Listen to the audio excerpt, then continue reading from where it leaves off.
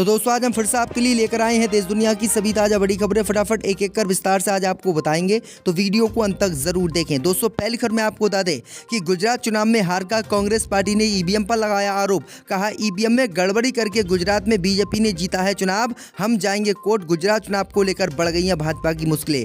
वहीं आपको बताएंगे दोस्तों कि उत्तर प्रदेश में समाजवादी पार्टी ने भाजपा को चताई धूल, 2 सीटों पर किया कब्जा। रामपुर में बेईमानी करके बीजेपी ने जीत लिया चुनाव। क्या है पूरी खबर, इसको विस्तार से बताएंगे। वहीं आपको अगली बड़ी खबर में बताएंगे दोस्तों कि हिमाचल प्रदेश में कांग्रेस की सरकार बनने के बाद राहुल गांधी ने किया बड़ा ऐलान। बोले जितने भी वादे हमने चुनाव में किए हैं उन्हें 1 महीने के भीतर करेंगे पूरा। वहीं आपको बताएंगे दोस्तों कि गुजरात चुनाव में ओवैसी को लगा बड़ा झटका। गुजरात में एआईएमएम पार्टी का नहीं खुला खाता, नोटा से भी ओवैसी को कम मिले वोट। वहीं आपको बताएंगे दोस्तों कि रामपुर विधानसभा सीट पर दोबारा से होगा चुनाव। सुप्रीम कोर्ट पहुंचा रामपुर उपचुनाव में वोटर के साथ मारपीट का मामला। भाजपा की बढ़ गई है मुश्किलें, बीजेपी ने यहां से जीत की थी हासिल। क्या है पूरी खबर, इसको विस्तार से बताएंगे। वहीं अगली बड़ी खबर में बताएंगे दोस्तों कि राहुल गांधी की भारत जोड़ो यात्रा के सामने पेट्रोल छिड़ककर एक व्यक्ति ने की आत्महत्या की कोशिश। सावरकर पर राहुल गांधी की टिप्पणी से था नाराज युवक। तो दोस्तों सभी खबरों को आपको एक एक कर बताने वाले हैं। वीडियो को लाइक कर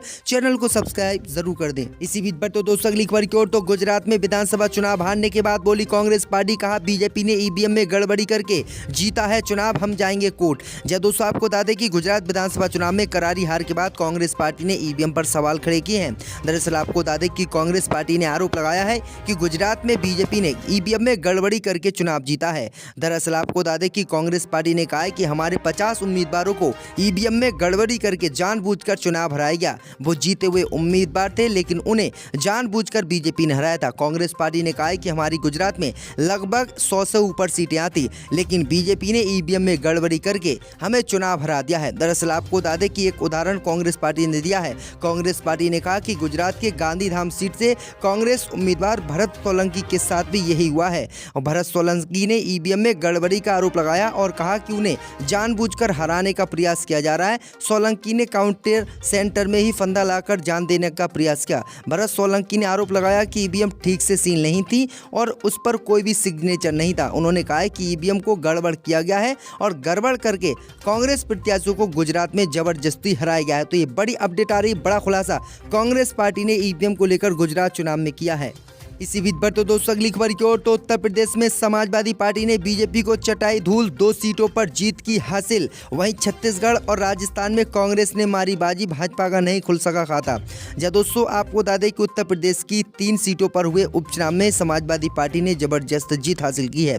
दरअसल आपको बता दें कि मैनपुरी की लोकसभा सीट पर समाजवादी उम्मीदवार डिम्पल यादव जीती, तो वहीं आपको बता दें कि खतौली विधानसभा सीट समाजवादी पार्टी के गठबंधन के खाते में गई। वहीं आपको बता दें कि रामपुर विधानसभा सीट पर बीजेपी ने बेईमानी करके चुनाव जीत लिया है, जिसका समाजवादी पार्टी ने जबरदस्त विरोध किया है। दरअसल आपको बता दें कि समाजवादी पार्टी ने आरोप लगाया कि रामपुर में उन्हें वोट ही डालने नहीं दिया गया।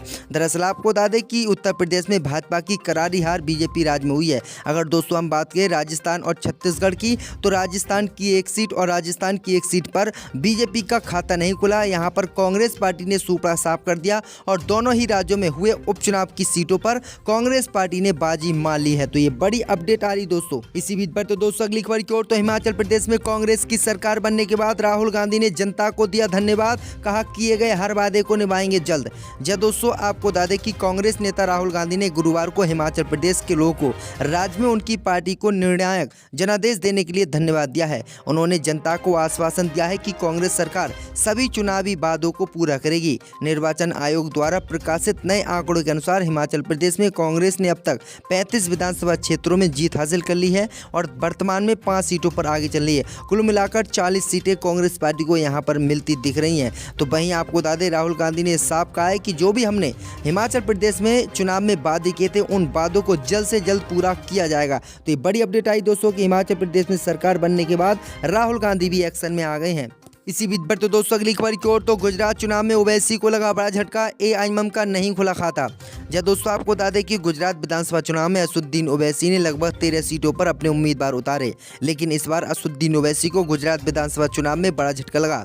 दरअसल आपको बता दें कि भगवा आंधी में असदुद्दीन ओवैसी की पार्टी को भी कोई खास सफलता गुजरात में नहीं मिली।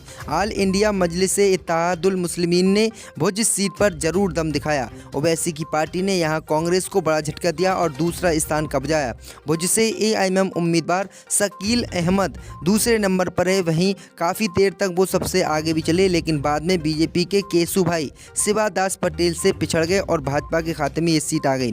ओवैसी की पार्टी ने गुजरात में इस बार 13 सीटों पर उम्मीदवार उतारे थे। एआईएमएम को सुबह 11:30 बजे तक कल 0.42% वोट मिले, यानी अगर दोस्तों हम बात करें तो नोटा से भी कम वोट गुजरात में असदुद्दीन ओवैसी को मिले हैं। और इस बार असदुद्दीन ओवैसी को गुजरात के मुसलमानों ने नकार दिया और किसी भी मुसलमान ने ओवैसी को टिकट नहीं दिया, तो ये बड़ी माफ कीजिएगा वोट नहीं दिया। इसी बीच पर तो दोस्तों अगली खबर की ओर, तो रामपुर उपचुनाव को लेकर फंसी भाजपा, सुप्रीम कोर्ट पहुंचा रामपुर उपचुनाव में वोटर के साथ मारपीट का मामला। जब दोस्तों आपको बता दें कि रामपुर उपचुनाव को लेकर बीजेपी बुरी तरह से फंसी हुई दिखाई दे रही है। रामपुर उपचुनाव के दौरान मतदाताओं के साथ मारपीट के कथित आरोप का मामला अब सुप्रीम कोर्ट पहुंच गया है।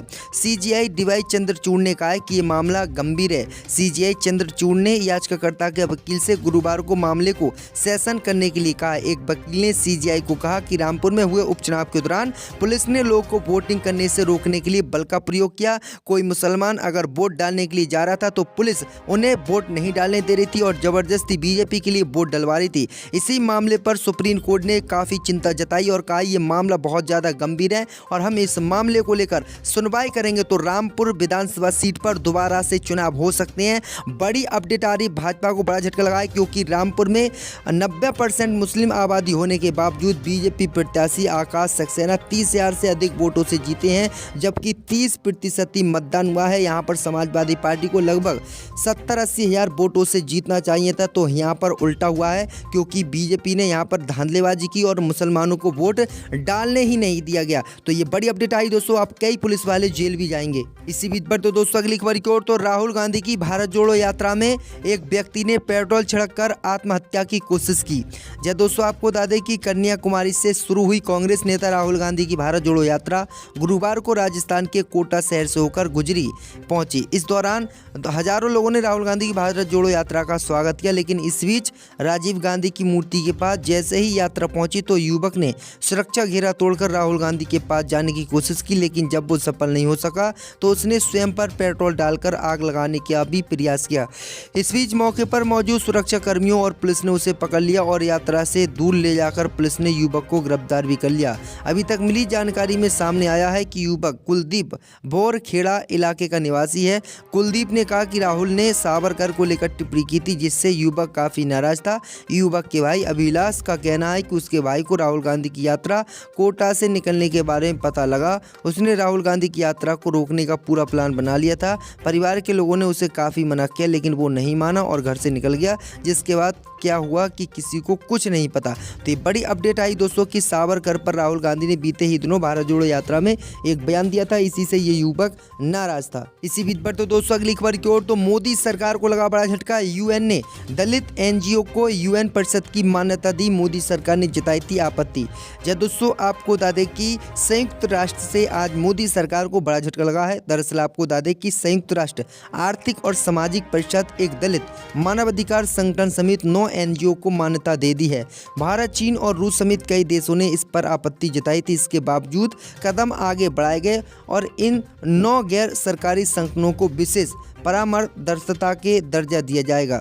संयुक्त राष्ट्र आर्थिक और सामाजिक परिषद यूएन के 6 प्रमुख संगठनों में से एक है। ये परिषद आर्थिक व सामाजिक मामलों को देखेगी। दरअसल आपको बता दें कि भारत में लगातार दलितों पर अत्याचार किया जा रहा है, उनका उत्पीड़न बीजेपी राज में किया जा रहा है और इसी को लेकर यूनाइटेड नेशन ये लोग पहुंचे और और इन्होंने एक दलित एनजीओ बनाया और इस यूनाइटेड नेशन से इसकी मान्यता मांगी। तो ये बड़ी अपडेट आ रही दोस्तों। मोदी सरकार ने इसका विरोध भी किया था, लेकिन मोदी सरकार का विरोध काम नहीं आया और यूनाइटेड नेशन ने दलित एनजीओ को मान्यता दे दी। इसी बीच बढ़ते दोस्तों अगली खबर की ओर। तो कश्मीरी पंडितों की हत्या पर सुप्रीम कोर्ट से लगा बड़ा झटका। सुप्रीम कोर्ट ने सीबीआई और एएनआई जांच की मांग को किया खारिज।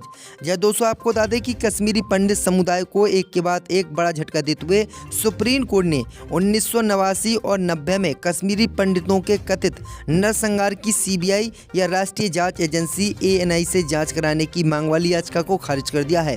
मुख्य न्यायाधीश डीवाई चंद्रचूड़, न्यायमूर्ति संजय किशन कौल और न्यायमूर्ति एएस अब्दुल नजीर की पीठ ने कहा कि हमने क्यूरेटिव पिटीशन और इससे जुड़े दस्तावेजों को देखा है। हमारी राय में रूपा अशोक हुर्रा बनाम अशोक हुर्रा केस में इस अदालत के फैसले में बताए गए मापदंडों के भीतर कोई मामला नहीं बनता है और क्यूरेटिव पिटीशन खारिज की जाती है।